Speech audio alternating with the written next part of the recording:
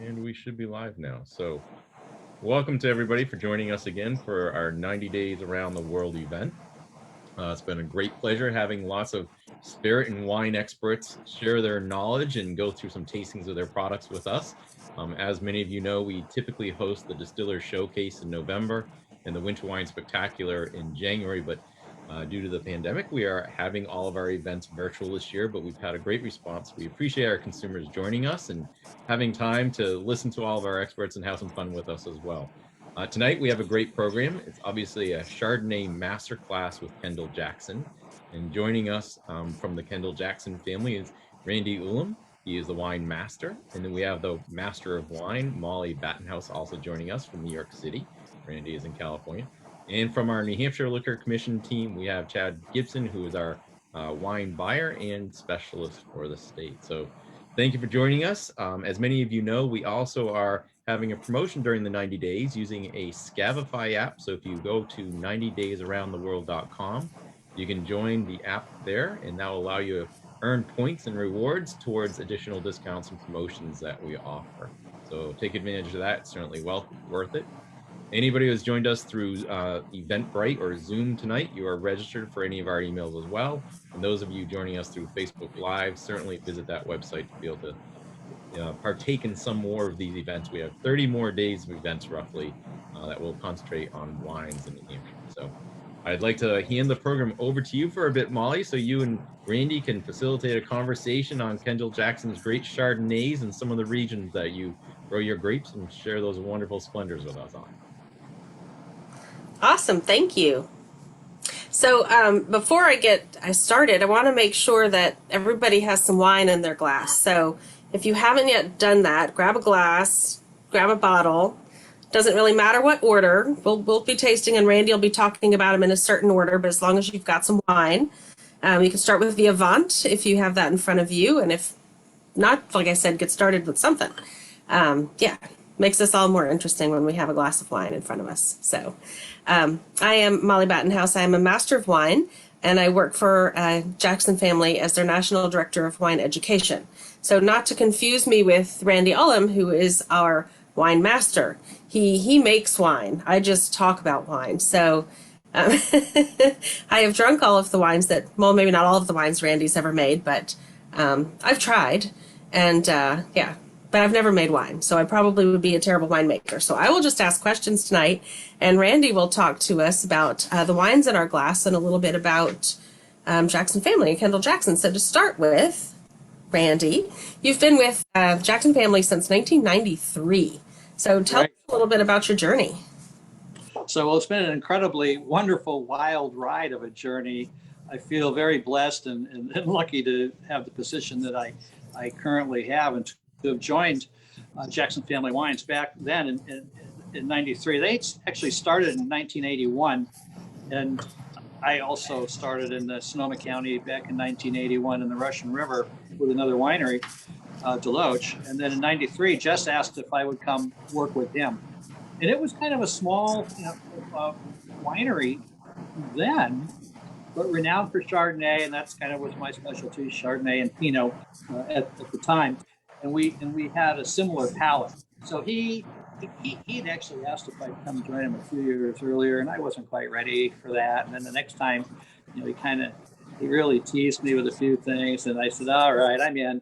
So in 93, I started with him, and it was interesting because he gave me 3 assignments when I started.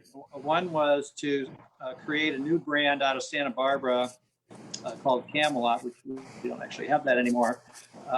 But we created it and then sold it. And then he asked me to reopen the Ed Meats winery up in Mendocino County, which is Chardonnay and Pinot, or more Pinot than Chardonnay, which I did. And then the third assignment I had was to go down to Chile and open up or create a brand and a business there. He'd wanted to continue his wine business there, thinking someday California would run out of land, and Chile was basically identical to California, but upside down in 6 months off. And that took off really quick. So then he asked me to open a winery or buy some land, plant some grapes, open a winery in Argentina, which I did. And then he sent me to the south of France to work there, and then to manage. He had just purchased a winery and a bunch of land in Chianti in Italy. We had a project actually in the northern Italy, the center of Italy, and the south of Italy, which I managed all of that, and our stave mill, which was actually in France, there for helping us make our own barrels, and then Australia. So I did all that stuff, which was a blast, I might add. And then on top of that, in '97, he asked if I'd take over Kendall Jackson as the wine master for KJ. And I've been doing that ever since. But when I started, there were only, the company, the umbrella name was Jackson Family Wines. And Kendall Jackson, of course, was the first brand. And then Cambria came after that. And there were only those two when I started. Now there's roughly 50 different brands and a lot more land in the world and in the portfolio. And what's really special about this group, this family, is that it is truly a family. It's family owned. We're private. We get to do pretty much what we want. We can turn on a dime if need be. Everything that we do, and this is really important, is all about quality, number one, and then longevity, or the forward thinking, 10, 20, sometimes 100. In some instances, we've made decisions, for 200 years out, which sounds totally ludicrous, but it is possible. Whereas, some of the more public run companies, with all the shareholders and Wall Street, they just want to, see these fancy numbers, every 90 days. And that's tough for those companies, because the only way to maintain some of those extraordinarily large goals is to buy something every year and then put something on special every year. And then the accountants get a hold of things, and the on specials get really on special, and then you get this sort of spiral of death and you disappear. But with the Jackson family, Jess, who passed away about 8 years ago or so, but has continued by his genius, extraordinarily intellectual, smart wife, Barbara, is continuing right down that vein, and everything he instilled with everyone about quality, the future, sustainability, the family, the land is so important. Their children are all in this heart and soul, and there's grandchildren, and so it's one big happy family, little old family-run winery, I kiddingly call it, based in California. So when I started, our Chardonnay, actually things have changed a bit since I've been with the company. The second wine we're going to try, our Vintner's Reserve, was 60% barrel fermented back then. Now it runs around 95, 93% barrel fermented. I had an opportunity to share with Jess, how important, the more barrels we have it is, the more percent of barrel fermentation, the nicer the wine, which we'll talk about in a bit. And he tasted that, and again, it goes back to Jess and the family. Take the high road. Go for quality. Never the other way around. And that helps in times of in troubling times, for sure. So over the years, we've acquired a lot of land, and what's really also very important is all of our vineyards are only along what's called the cool coast of California. So California can be divided into three areas: the coast, the Central Valley, and then of course the Sierras. Well, the coast has the influence of the Pacific Ocean, which is quite cold, and then the fog. And the coast also has the coastal hills, and most of them are more or less volcanic in nature. And then you have the Central Valley, which we enjoy the Central Valley for the fact that it stays really hot there. And that causes the fog to come in the summertime because, as we all know, heat rises. So if you're really, really hot in the Central Valley and that heat's going to rise, it's going to pull that fog that's over here off the coast slowly into the coast, in and in and in. And that happens very cyclical, like a clock every day, more often than not, or in cycles of 5 to 7 days. And that fog will come in the evenings and cool the air temperatures down, and it's there again in the morning, which is also important because if the fog is there in the morning, that sun can't come down at 100% and hit those leaves for photosynthesis. So it's kind of filtered, so it's slow to get going, and that gives us a nice long growing season. The longer the growing season, the more hang time you have, the more flavors you develop, the more the tannins and the phenolics in reds especially are matured into soft velvet. But for the whites, it's not about the bricks or the alcohol. It's about the flavor of that grape and the ripeness of it. And that's so important because we don't want everybody to have a PhD to enjoy wine. We want you to just pick it up, smell it. It should slap you across the side of the face. Oh my God, I can taste all the grapefruit and apples and things like that, rather than have to jump in and kind of figure out what in the world is going on with this special class. And we've also been able to besides purchasing and or developing all these vineyards along the coast, a little secret we have, secret weapon. It doesn't affect the first bottle, but the next two is our stave mill over in France. So we actually source the oak from the forests in France and keep them all separate. And when we get them to our mill, we cut and split them and stack them and mark them as to whether they're very tight grain or medium grain or very fine grain, when they were cut, what forest they came from, and we age them there for a minimum of 2 up to 3 years to kind of leach them out and make them softer in flavor. And then we send those staves, and a stave is about 1 meter or 3 feet, a little more than 40 inches as a meter in length, and maybe like a 1x3, so it's a small 2x4 of oak, and it takes around 28 to 32 of those to make a barrel. So then we'll ship those staves over to America to our partners in crime, Independent Stave, and they're in Missouri, which is the heart of the American oak country, and they make the barrels to our specification. We have over 100 different ways to toast a barrel. And how you toast the barrel brings on different nuances into the wine, whether it's sort of chocolate or vanillins or toast or what have you. So that helps us with the quality, guaranteeing the quality and continuity year to year. It also kind of helps with the price because we're somewhat vertically integrated. We can pass those savings on to everyone who enjoys our wines. So I think maybe we should get down to the nitty gritty part. Why we're really here is to taste through these 3 wines. So we have 3. The Kendall Jackson Avant, which we'll taste first. Secondly, we'll be trying the Vintner's Reserve, Kendall Jackson, our flagship. And then third, the grand finale will be our Grand Reserve Chardonnay from Kendall Jackson. So first and foremost, the Avant is something that we started about 6 years or so ago. And it was an answer to a movement and a desire from various folks to have a Chardonnay that had low or no oak. This is 0 oak. And when we use the word oak, we're talking about oak barrels. Some people use staves, chips, dust, and all that other stuff. We're the real deal. And we'll explain more about that as we go along. But our Avant is fermented in stainless steel tanks at a cool temperature. That helps maintain the crispness. The other important thing is that we don't let it go through what's called the Myolactic fermentation. That's the second fermentation, where it brings on some softer acid tones, some softer tones, and the little butter character you find in wines. Well, there isn't any of that in here. So this is a pure expression of fruit.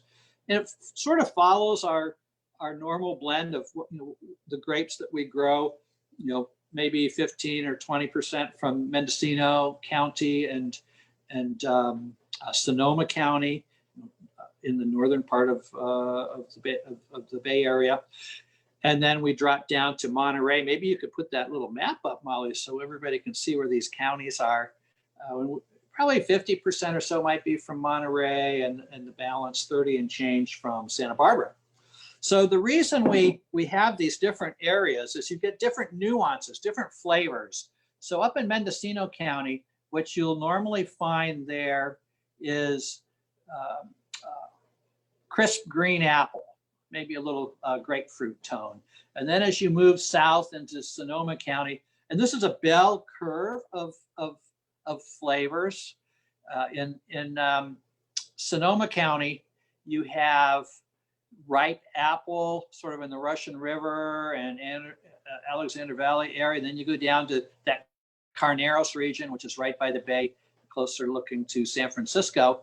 And there you get some of the sort of oily pear tones. And then down into Monterey, you can see right there on the screen, you know, it's a hour and a half, 2 hours south of San Francisco.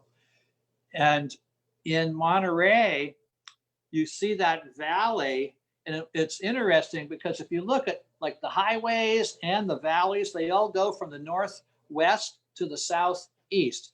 They're all following basically the San Andreas Fault there. And where the grapes are, our grapes are to the left of the yellow line, which is actually in the Central Valley. So we like that coastal aspect. And in Monterey, the predominant character you get from Chardonnay is the lemon and lime tones. And then you go down to Santa Barbara, and the flavor of the grapes there in wine tends to be very tropical, pineapple, mango, papaya. And look at the way if you can see this close enough, you can see the valleys are going, well, here, that's Monterey now with the Clark Ranch going kind of at an angle. Now in Santa Barbara, they go almost east-west. And this is the only spot in the state where the valleys do that. And why is that cool and interesting? Well, because that fog sits off the coast there and it just comes straight into the valley. So Santa Barbara is the valley, the area where you have Santa Maria Bench, Los Alamos, and Santa Rita. But those three areas have the longest growing time of any up and down the state. So you end up with incredible flavors, great natural acid because it's taken so long to grow and mature these grapes. And a lot of times we talk about, you know, the difference between daytime and nighttime temperatures. Here it's very narrow. 85, you don't see that very often, and it's going to be in the 50s, of course, at night. Monterey can get into the 90s, even, you know, kiss 100 every now and then. And then up in the North Coast, you'll have all kinds of ranges, but nothing as narrow as Santa Barbara. They'll be quite large. And you know, for better or for worse, that's the way it is and what Mother Nature gives us. And you get the different varieties and acid levels with all that. So if you look at this, it's going to, and if you just happen to be fortunate enough to have 3 glasses to go with your 3 bottles, you'll see that it's a little less yellow or golden than the other 2. That's because it's never seen a barrel. But when you smell it, it's very fresh. You can smell the crispness even. You know it's coming even before you taste it. But you get all of that I was saying, the apple and the grapefruit and the lemon, lime.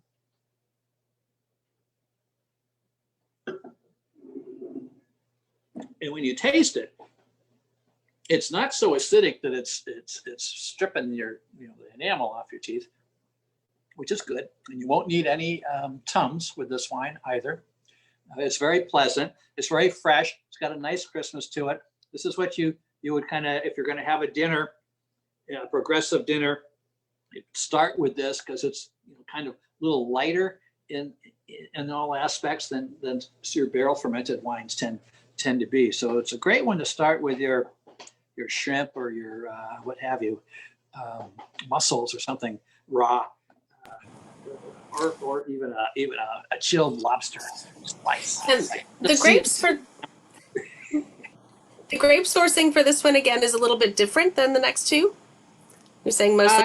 Well, it's the grape sourcing is sort of like the Vintners Reserve in those ratios from Mendocino, Sonoma, Monterey, and Santa Barbara. So I think it you know, regionally within a few percentage points. So we consider it roughly the same, but it has no barrel time and no barrel fermentation. And what we do though is we do, even though it's in a tank, we still stir the tank to kind of mix up the lees because we love the lees no matter what wine we're making. And the lees come from the yeast. So when you start this, you pick the grapes when they taste good and have a nice sugar level, and then you separate the juice from the skins and the seeds, put it in it, let it settle, clarify. Then you put it in a tank and you add some yeast, and that yeast that you add eats the sugar and converts it to CO2 and alcohol. Well, once it's eaten all the sugar, those poor little yeast guys, they die. They start to fall to the bottom of the tank. They change their name to lees. And then when they get down there, just before they hit the bottom and start to make a mess, we like to stir them up and get them back going up and down, because it's kind of like poor man's yeastolysis and champagne. And they help to soften the wine and give us more of that sort of silky essence in the side of the palate, because we want you to enjoy this wine and be wanting a second sip and a third sip and a second glass and a third glass. So that's the trick of winemaking. Don't ever tell anybody what we do, though. Please, it's all top secret. But that's an important process for champagne too. So, oh yes, incredibly important. So now, what would be fun, especially if you have two glasses, you can look. You can even see it in the at least on the screen. It looks the one on my right, which would be where I'm listing to. This is the Vintner's Reserve, and this is, of course, is the Avant. And you can see there's a little bit more color, and that is from two things, because it's fermented in barrels, aged in barrels, and when a wine is sitting around in a barrel, it gets a little bit more oxygen just kind of going through the wood there. So that gives it a little bit more color. And when you smell it, you swirl it around and smell it, you're going to get a lot of the fruit tones, but you're also going to get a little kiss of butter and a little kiss of vanilla toast from the oak, the American and the French oak. So now comes the exciting part, is when you taste it.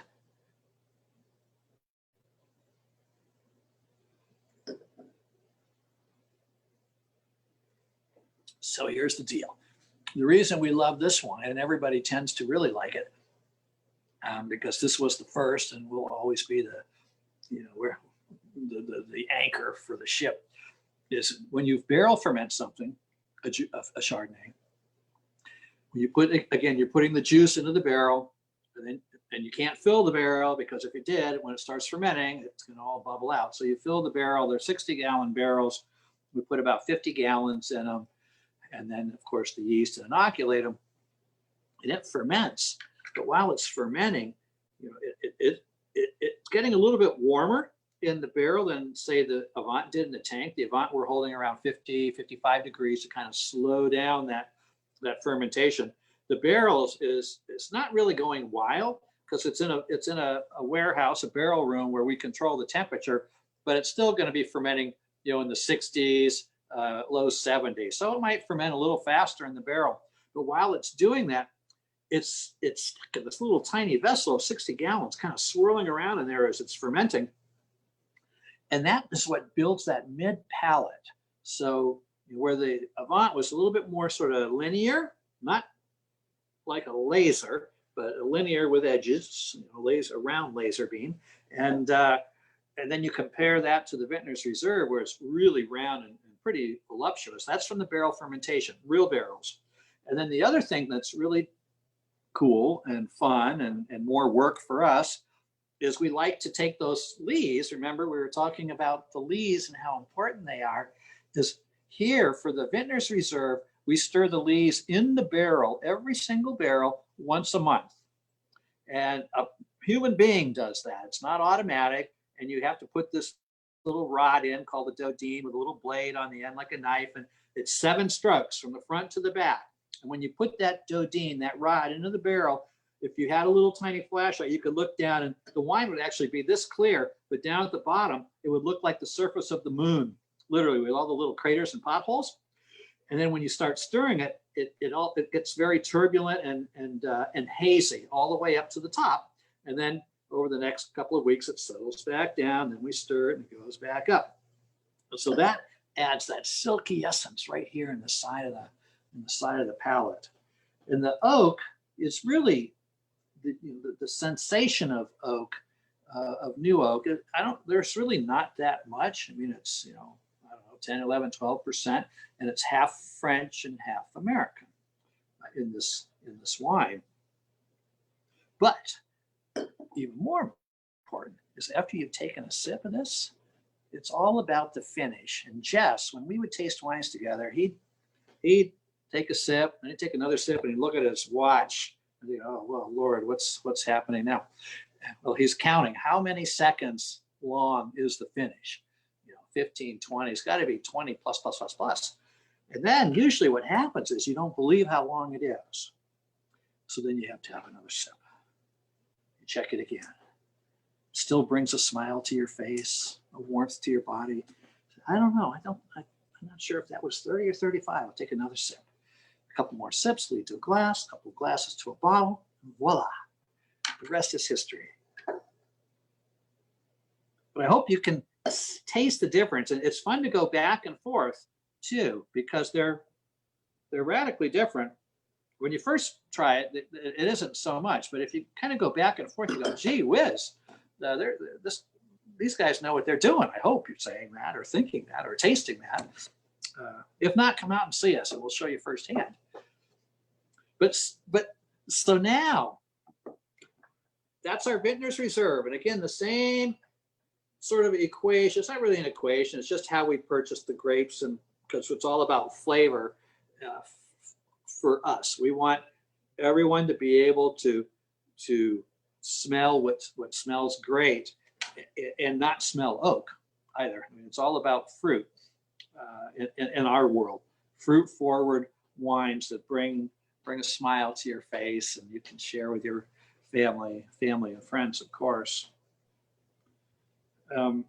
If there aren't any questions, Randy, I'll ask you one question. So early sure. on, you mentioned that when the staves come over, you have your cooperage build the barrels to a certain char level and characteristics. So we've gone from a non-barrel finished wine to a barrel finished. What characteristics of the barrel would you say you look for this Kendall Jackson wine? So we want a little bit of the barrels that have a little smoke in them. So to get smoke in a barrel, when you're I need to go back a hair. When you're putting your barrel together, there's two times you're warming it up, and pretend all my fingers are little staves. So it's called a rose when you put the barrel together, and there's one little hoop down at the bottom. So they're all straight right now. Then you flip that upside down like this, and then you build a little fire there, and then you bring those little staves in to then get the shape of the barrel. That's the first warming aspect that the barrel sees. Some people do it with hot water, but it's usually with a fire. And now let's say you've got your barrel and you have a little pot that you're going to now toast the barrel with. And if you're trying to get a little bit more smoke, you would then put a lid on top of the barrel, maybe 3 or 4 times during the course of its toasting regime. There, that just kind of gets more smoke into the oak. And then we also want sort of the sweetness of the oak. So one of our little secrets is, and where our stave mill is in France, if you're familiar with that country, the upper northeast quadrant is the, I'm having a senior moment now. It starts with a Vosges, the Vosges district. In the Vosges area, so you know how we're talking about in America with the Chardonnay grape and the different regions, the different flavors you get? Well, the same happens with oak, no matter what anybody tells you. And you get different nuances from the center of France, the Vosges, the Nevers, the Burgundian area, the Bordeaux area. All those bring a different nuance, but the Vosges brings like a sweetness to the fruit. So that oak is very important. And then back to your original question of what we're looking for is we want sort of the baked bread, baked brie, faint, nice toasty tones, not charred and not overly burnt characters in our barrels, because this is just the barrel is like the supporting actor in the movie. It's not the main actor. It's a supporting role at the end of the day. We do have on Zoom as well that's related. Mark on Zoom wants to know, does the Grand Reserve have a different toast as well as more time in the barrel? Aha, he's one step ahead of the game. So yes, and yes, and yes. So the Grand Reserve is mostly from Santa Barbara, 85-ish%, 15 from Monterey, but it's pushing where the Vineyards Reserve was 10, 11, 12% new oak and half French, half American. The Grand Reserve is basically all French oak. Maybe there's a percent thrown in there just because, but its new oak component is about 25, 28% new oak. So twice as much new oak, effectively all French and no American. And the other thing that we do differently with the Grand Reserve, now that we're there, thank you, Mark, is that we stir these lees every 2 weeks. And there's a few other nuances that are different. So for Vineyards Reserve, you have and all of these are 100% guaranteed to 4 decimal places, pure Chardonnay. And they don't have to be, but they are. Within the variety of Chardonnay, you have what are called clones. So different iterations of Chardonnay. The workhorse and the most predominantly planted in California is Clone 4, which the majority of the vintners is. And then you have the Dijon clones, obviously from Dijon, France. They tend to be 75, 78, 96, 95, and things like that. A little smaller cluster. They bring more of a floral perfume tone to the wine. And then you have what we call the Rued clones. And these are iterations of basically the old Wente clone. You kind of wander around and every now and then you taste a vine that tasted completely different than all the rest. It actually would taste like a Riesling or Gewürztraminer or something along those lines. Very overtly floral. And that's the Rued. And then we've cleaned up that Rued and we have the Z and the 809, which is the pure Rued aspect.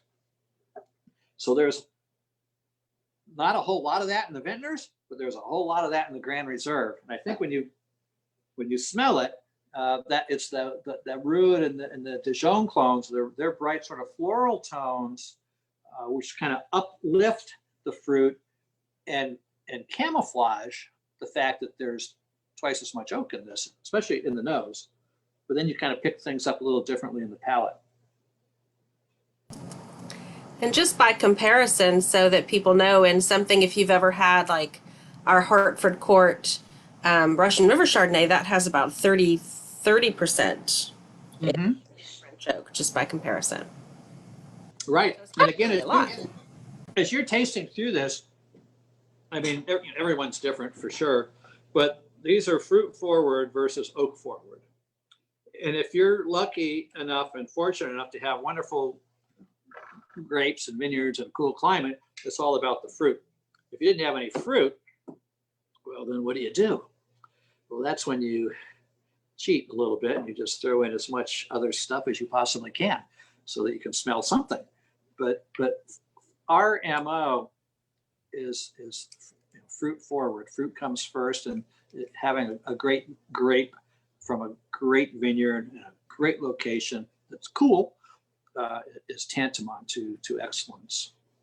And Randy, you talked about sourcing the grapes from the different parts of the coastline. One of the questions from Kent online is also if you ever produce a single vineyard Chardonnay or else even a single appellation Chardonnay. Have we ever done that? We sure have. Some of them you actually have to come visit us to taste. Some we actually have in stores across America. So we have 2 other tiers. So we have our Vintners Reserve, our Grand Reserve, then we have our appellation tier for Chardonnay, and we focus on Santa Barbara for that, Santa Maria.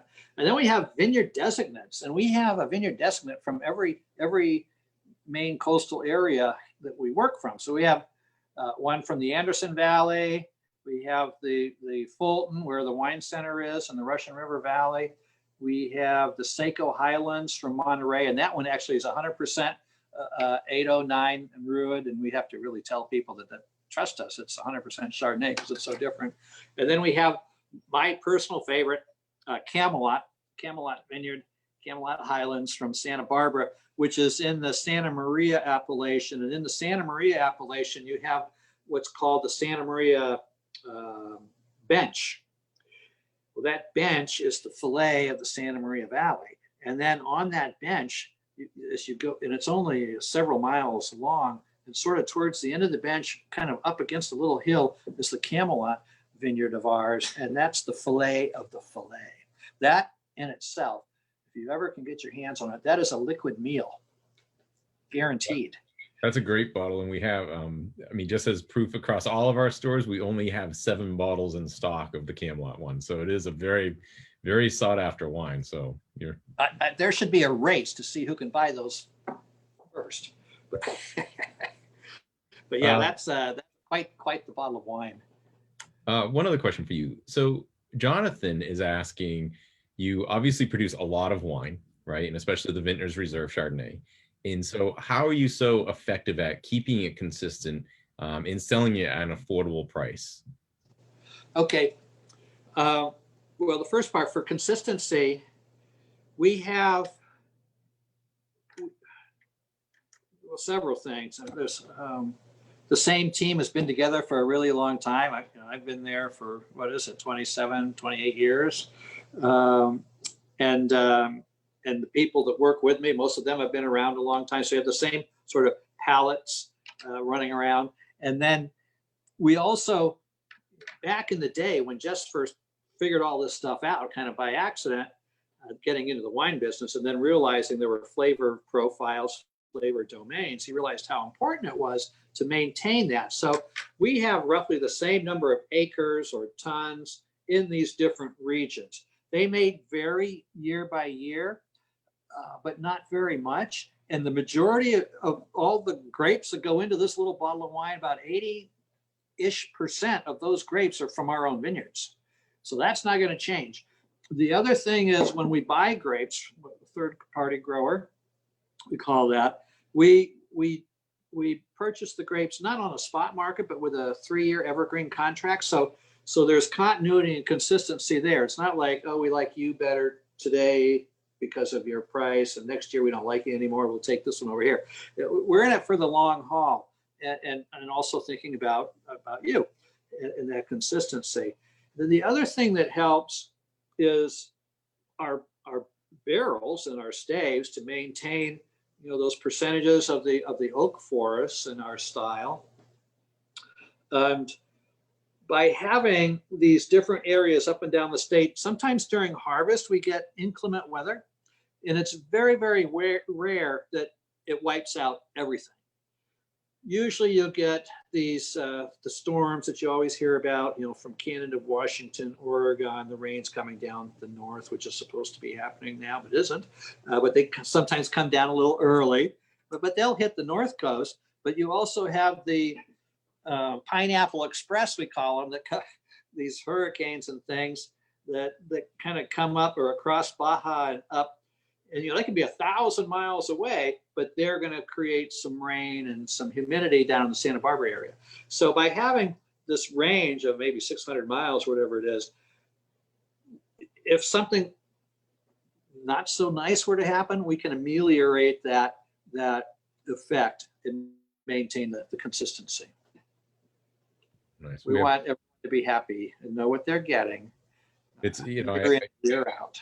I had the pleasure of meeting you a couple of years ago in the estate, actually, in the gardens. It was much nicer than being in my office, being in your gardens. But and it's interesting because you are a large facility, but it has a really personal home touch to it, which is really nice to feel when you're walking through there and seeing the wines and everything. So it's great. Oh, definitely, yeah. Everybody, from the guys who are doing the pruning or leaf pulling in the vineyards to the folks that are in the wineries and the barrel rooms, making sure that they're topped and clean, and their heart and soul shows their passion for what they're doing.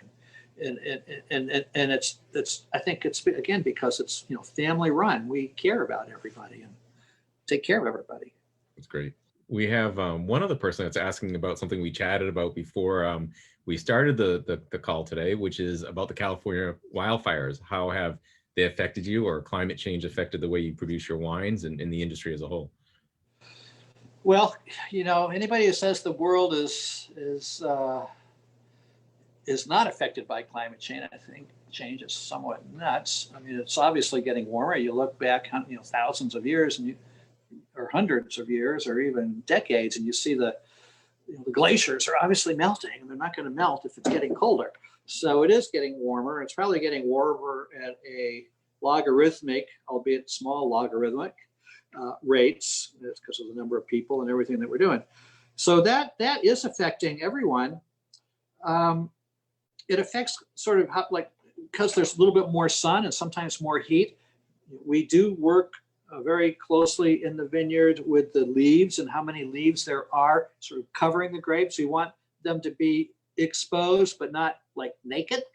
We want some shade. And so we're actually giving them more shade now than we would have done 10 or 20 years ago because of that heat and the heat factors that happen and kind of can, unfortunately, they can cook the grapes if you're not careful.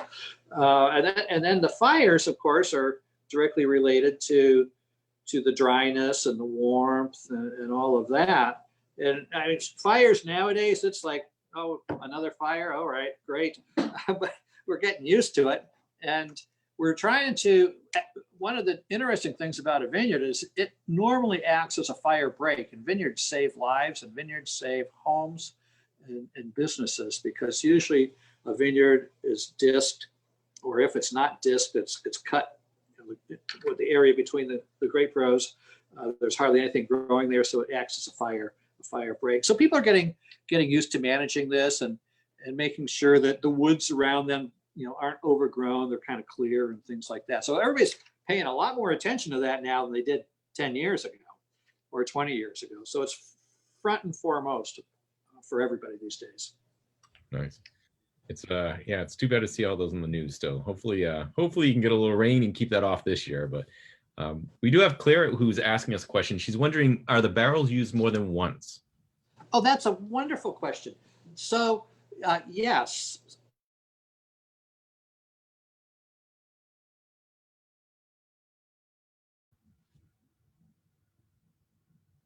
I think we have a little bit of a loss. I'm so sorry about that.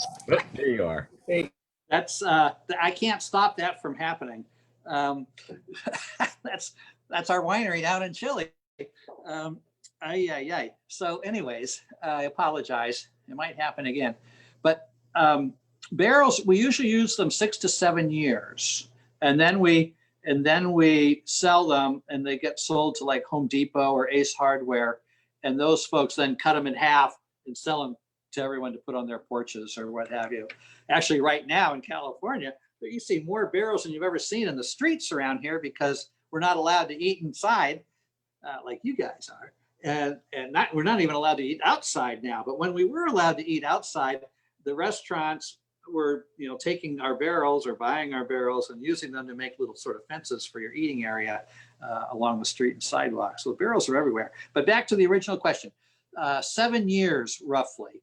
And for the Grand Reserve, it's only 3 years is what we do. And the way this works, if you want to get down and dirty into specifics, is that the year one of a new barrel, after your year is over, and you pull the wine out, you've extracted roughly 50% of the new oak flavor and attributes.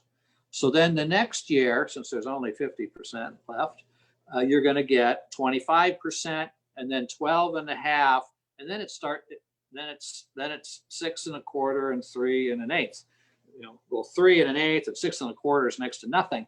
So those barrels aren't really good for impacting the flavor of the toast or the oak, but they are still 100% effective as a fermentation vessel to give you that roundness in our Vintners Reserve and Grand Reserve. Nice. Molly, did you have other questions that you wanted to ask Randy? I know I've been kind of interrupting a little bit more here and there, but wanted to... No, it's okay. I think we've touched on quite a lot of the things that I wanted to talk about, and I didn't know if anybody wanted to delve a little bit back into. I don't know if we talked enough about the land ownership part of what we do, which I think we did touch on, and goes back to quality and keeping our costs down a little bit. I don't know if ownership really keeps your costs down so much, but it does keep the quality high. Oh, but Molly, there's one other part that I don't know if we really have jumped into very deeply, which is the sustainability part Yes, of our vineyards. And so we're really big on that. And our wines are going to come out. In fact, I think it shows it on here, the sustainability here part, little emblem here. Can't quite get this to work just right, but that is certified sustainable, guaranteed by outside sources. So what does that mean? Well, it basically means that sustainability is more than, say, biodynamic or stuff like that. Sustainability is about everything. It's about the vineyard, the grapes, the plants, the dirt, making sure that the dirt is going to be kept good and fertile forever and ever. It's about your neighbors. It's being kind to those beside you. It's about the animals. When we have a lot of different vineyards in one spot, the old days, you'd put a gigantic fence around your property and call it a day and keep those deer and pigs out. Well, now you do it by basically by the geography. And you want to have, fence off, blocks here and there, but you still want the deer and the antelope. Not that we have any antelope, but we definitely have deer and wild pigs and bear, to be able to run through and not be constrained, to kind of get where they want to go without eating our grapes. And so it's all of that combined that makes us sustainable. And some of the neat things that we've done, is we've invested hugely in solar for the wineries. We've invested in ways to use less water. It takes a lot of water to make wine because we like everything to be super clean. Cleanliness is next to godliness in winemaking, to have nice wines. And so we reuse water when we're washing barrels and things like that, multiple times. And saving water is tantamount. We recharge when we have too much water. If we ever get that, we try to recharge the area and just pump. We don't really pump it, but we get it to where it should go, so it percolates down into the soil and recharges the aquifer. So we're very, very keen on all of that, because if you're not, there's not going to be anything around for the Jackson family's grandchildren and great grandchildren. So we're always thinking way out there on all of these things. And we were probably way ahead of the game when we first started, but now we're really in the thick of it and still leading the pack. It is impressive to see what all the wineries have done in the last decade. I mean, it's become so much about the sustainability of the vineyards and land, and it shows that you're true farmers, right? It really does show that that's who you are, and that's kind of neat. We have a question which is a little bit off our topic with Chardonnays to a degree, but Ted would like to know what vineyards you own down in Chile and what regions they're in. Oh, okay. So down in Chile, that was Andres calling from Chile, if you didn't see that. I don't know what you could see, but I apologize again. But we are down in the Maule and Biobío area. So the vineyards, our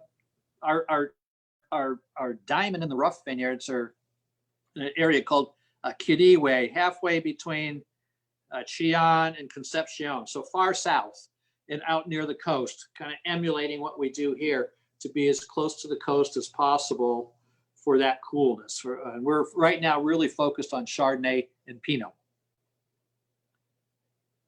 And remember that it is probably 85 to 90 degrees down there right now. And they are the vineyards, like the Pinot, is going to go through its color change, or what's called veraison. Well, the Chardonnay does it too, for that fact. Has a color change from green to yellow or golden, and that'll start in about 2 weeks. Nice. It's nice to have the two seasons on both sides. Yeah, yeah. So I know Chad wanted to share a little bit of information about what's available and a few of his own thoughts. I saw him add some tasting notes as well to the chat, so I'll have Chad do that. But before I pass it to Chad, I also want to let our viewers know that our code word, because for every one of our events, we have a code word for the opening of points on Scavify. The code word is sustainability. So it was what you just touched on, so very good. And Chad, share what you can. So currently the Kendall Jackson Vintners Reserve Chardonnay and the Kendall Jackson Avant Chardonnay are part of our quarterly Super Saver program. Our quarterly Super Saver program features well-known wines at an extremely great price. Normally they run $14.99 and both of them are on sale for $10.95.